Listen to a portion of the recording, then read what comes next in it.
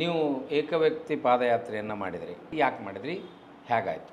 ಮೊದಲನೇದಾಗಿ ನಾನೊಬ್ಬ ಸಾಮಾನ್ಯ ವ್ಯಕ್ತಿ, ಅಂದರೆ ಅಲ್ಲಿಯವರೆಗಿನ ನಾನು ಪಾದಯಾತ್ರೆ ಮಾಡಲಿವರೆಗೆ ಯಾವುದೇ ಸಿನಿಮಾ ನಟ ಅಂತಿರ್ಬೋದು ಅಥವಾ ಯಾವುದಾದ್ರೂ ರಾಜಕಾರಣಿ, ಕ್ರೀಡಾಪಟು, ಜನಪ್ರಿಯ ಏನೂ ಆಗೇ ಇರಲಿಲ್ಲ. ಸೊ ನಾನು ಸಾಮಾಜಿಕ ಜಾಲತಾಣಗಳಲ್ಲಿ ಬರಿತಾ ಇದ್ದು ಮನಸ್ಸುಗಳ ಅಂತರಂಗದ ಚಳುವಳಿ ಅಂತ ಮಾತ್ರ ಮಾಡ್ತಾ ಇದ್ದೆ.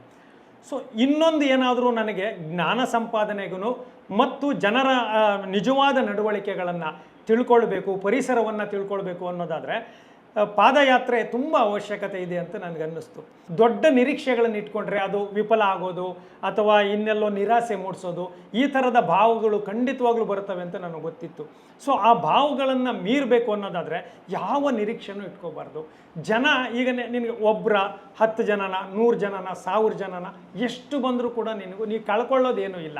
ಒಂದು ದೇಹ ಮತ್ತು ಮನಸ್ಸಿನ ದಂಡನೆ, ಎರಡನೇದಾಗಿ ಜನರೊಡಗಿನ ಸಂಪರ್ಕಗಳು, ಪ್ರಕೃತಿಯೊಳಗಿನ ಒಡನಾಟ, ಇವಿಷ್ಟು ಸಿಗುತ್ತಲ್ಲ ಅದಷ್ಟೇ ಲಾಭ ಅಂತ ನಾನು ಅಂದ್ಕೊಂಡು ಹೋದೆ.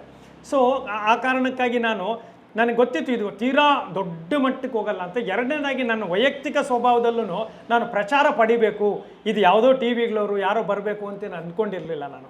ಸೊ ಅದರಿಂದ ನನಗೇನದು ಅನಿಸಿಲ್ಲ. ನನ್ನ ನಿರೀಕ್ಷೆಗೂ ಮೀರಿ ಅದು ಯಶಸ್ವಿ ಆಯಿತು.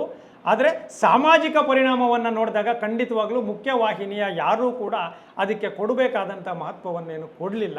ಬಟ್ ಅದು ಇರೋದೇ ಹಾಗೆ.